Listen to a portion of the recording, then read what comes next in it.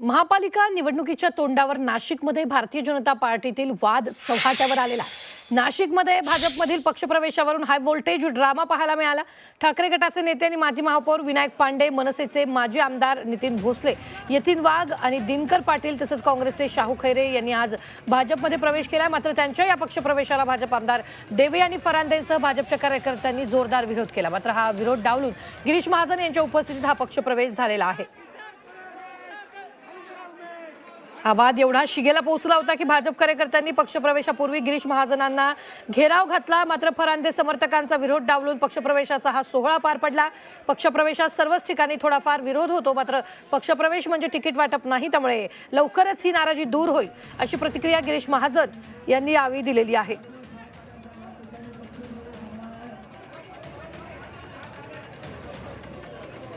नाशिकचे माजी महापौर विनायक पांडे आणि यतीन वाघ आज भाजपमध्ये त्यांचा प्रवेश झालेला आहे. त्यावरच हाय व्होल्टेज ड्रामा पाहायला मिळालेला आहे. दोन्ही नेत्यांच्या पक्षप्रवेशाला नाशिक भाजपकडून कडाडून विरोध होत होता. प्रवेश झालेला होता आणि आमचे उर्वरित जे सर्व उमेदवार होते आणि त्यांना घेऊन पक्षाच्या कार्यकर्त्यांना घेऊन शेलार आणि पक्षाचे 3 असं जर पॅनल केलं गेलं असतं तर ते 100% निवडले जाणार होतं असं लोकप्रतिनिधी या नात्याने माझं मत होतं. माझा अदरवाईज कोणाच्या पक्षाला, कोणाचा पक्षप्रवेशाला विरोध करण्याचं कारण नाही. कार्यकर्त्याच्या पाठीशी मला असं वाटतं की जे वर्षानुवर्ष कार्यकर्ते काम करतात आणि जर निवडून येण्याचे संकेत आपल्याला दिसत आहेत तसं लोकप्रतिनिधी म्हणून मला वाटत होतं की ह्या ठिकाणी बाहेरून आलेला 1 आणि त्याच्याबरोबर 3 दिले तर निश्चित स्वरूपामध्ये पक्ष विजयी होईल. ह्याच्यासाठी मी आजची भूमिका मांडलेली होती. तुम्ही मला सर्वजण ओळखतात की गेल्या 40 वर्षामध्ये मी माझ्या स्वतःवरती कधी अन्याय झाला असेल, कुठली भूमिका पक्षाची घेतली गेली असेल, काय गेली असेल, स्वतःसाठी आजपर्यंत कधीही जाहीर भूमिका घेतली नाही. पक्षाची मी निष्ठावान कार्यकर्ती आहे आणि ती भूमिका मी कधीही घेणार नाही. परंतु सर्वांनीच नेते व्हायचं आणि प्रत्येकाने आपलं आपलं बघायचं, मग पक्षाच्या निष्ठावंत पदाधिकारी आणि कार्यकर्त्याला कोणी पाठबळ द्यायचं. त्यामुळे मी फक्त सकाळी पक्षाला पोस्ट टाकली, म्हणजे याच्यावरती सोशल मीडियावरती पोस्ट टाकली होती, एवढाच विषय आहे. आपले डोळे मानवलेले आहेत, आपण गहीवरून आलेला आहे. आपल्याला काय भावना आहे? एक कार्यकर्त्यांची सुद्धा आज तीच भावना होती तिथे कार्यालयात. नाही, गहिवरून येण्याचं कारण महत्त्वाचं म्हणजे मी एक अतिशय सामान्य कार्यकर्ती आहे आणि माझ्या डोळ्यासमोर जर कार्यकर्त्यांना बळी दिला जात असेल तर हे काही बरोबर मला वाटलं नाही. जे आज पक्षामध्ये आलेले आहेत, पक्षाची वरिष्ठ पदाधिकारी म्हणून मी त्यांचं स्वागत करते, पण आज जे काही घडलं ते मला काही आवडलेलं नाही आहे.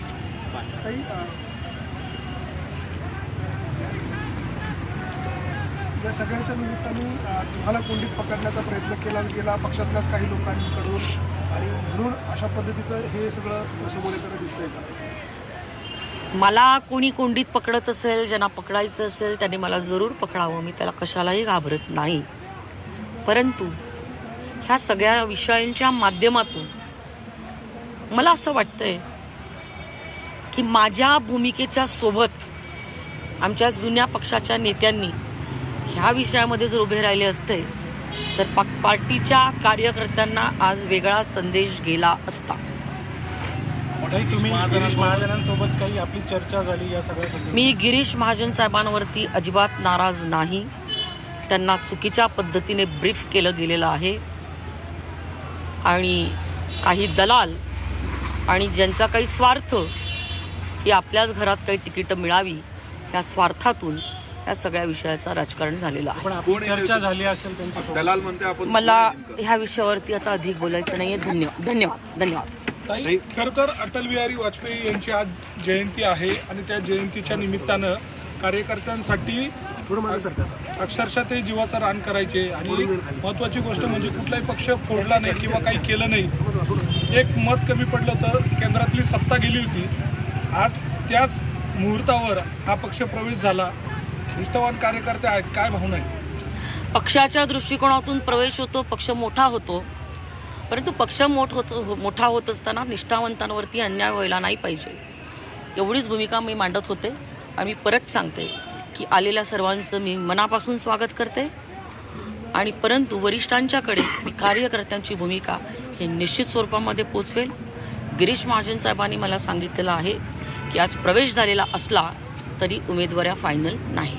आपण दलाल हा शब्द वापरला, नेमकं काय म्हणायचं? बस मला ह्या विषयावरती अधिक बोलायचं नाही.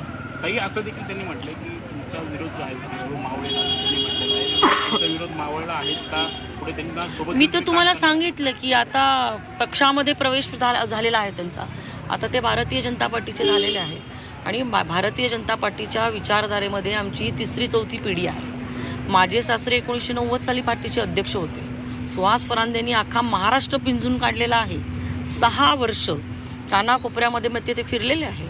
अनेक वेळा माझ्यावरती अन्याय झाला असेल पण मी कधीही जाहीरमध्ये भूमिका घेतली नाही. आणि मला खूप वाईट वाटते की आज मला हे बोलायला लागतं आहे.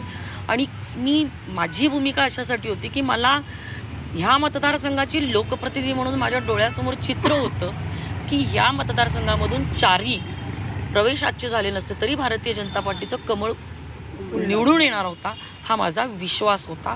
आणि मी कोणाच्या एकाच्या उमेदवारीसाठी ह्या मतदारसंघामधनं किंवा 13मधनं ह्यालाच उमेदवारी द्या किंवा त्यालाच उमेदवारी द्या असाही माझा प्रयत्न नव्हता. धन्यवाद. आपण काही कॅम्पेनिंगचं संपूर्ण महापालिका निवडणुकीचं कॅम्पेनिंगचं प्रमुख आपल्याला केलेलं आहे. या सगळ्या नावानंतर आपण या सगळ्या निवडणुकीमध्ये सक्रिय राहणार आहात? निश्चित स्वरूपामध्ये निवडणुकीमध्ये मी सक्रिय राहील. पण मला असं वाटतंय की पक्षाच्या वरिष्ठांनी म्हणजे निवडणूक प्रमुख म्हणून मला माहिती देखील नव्हतं. प्रवेशाच्या चर्चा करताना 5-6 जण बसले.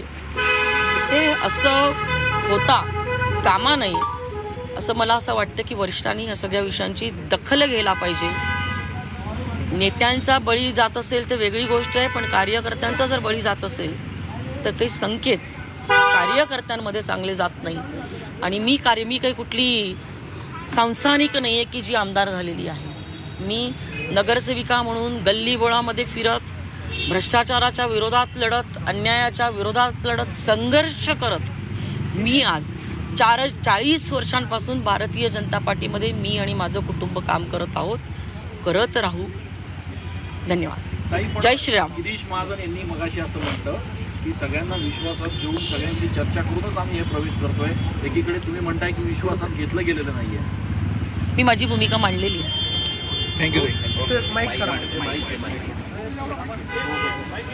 आजचे पक्षप्रवेश झाले नसते तरी भाजप जिंकलंच असतं. ज्यांना मला कोंडीत पकडायचंय त्यांनी पकडावं, मी घाबरत नाही, महाजनांवर नाराज नाही. त्यांनी चुकीच्या पद्धतीनं ब्रीफ केलं असं त्यांनी यावेळी बोलताना म्हटलंय. पक्षप्रवेश झाल्यावर पक्ष मोठा होतो पण निष्ठावानांवर अन्याय नको असंही फरांदेंनी म्हटलेलं आहे.